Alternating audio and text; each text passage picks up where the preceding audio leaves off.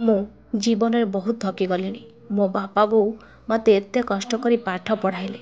ଆମ ଘରର ଲୋକ ମୋ ପାଠ ପଢ଼ିବା ପାଇଁ ଚଳିବା ବହୁତ କଷ୍ଟ। ହେଲେ ହଷ୍ଟେଲରେ ମୋତେ ସିନିୟର ବହୁତ ଟର୍ଚର କଲେ। 3 ଜଣ ସିନିୟର ମୋତେ ମେଣ୍ଟାଲି ବହୁତ କଷ୍ଟ ଦେଲେ। ଆଉ ସହିପାରିଲିନି। ମୋତେ ମୋ ବାପା ବୋଉ, ଅଜା ଆଈ, ମାମୁଁ ମାଇଁ, ମଉସା ମାଉସୀ ସମସ୍ତେ ବହୁତ ଭଲ ପାଆନ୍ତି। ବହୁତ ଆଶା କରିଥିଲେ କି ମୁଁ କଲେକ୍ଟର ହେବି।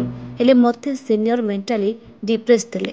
ବାପା ମା ପଇସା ଖର୍ଚ୍ଚ କରି ମୋତେ ପାଠ ପଢ଼ିବାକୁ ଛାଡ଼ିଲେ। ହେଲେ ତାଙ୍କ ପଇସାର କିଛି ମୂଲ୍ୟ ନାହିଁ। କାରଣ ସିନିୟର ମୋତେ ବହୁତ ଡିପ୍ରେସ୍ କଲେ। ସମସ୍ତେ ଜାଣିଛନ୍ତି ଆମ କଲେଜରେ ରାଗିଂ ହେଇନି।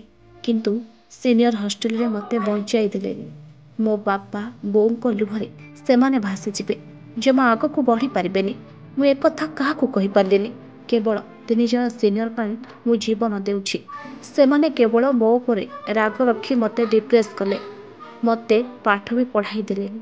ମୋ ରୁମ୍ମେଟ୍କୁ ବି ଏକଥା କହିପାରିଲିନି। ଶେଷରେ ଜୀବନ ହାରୁଛି।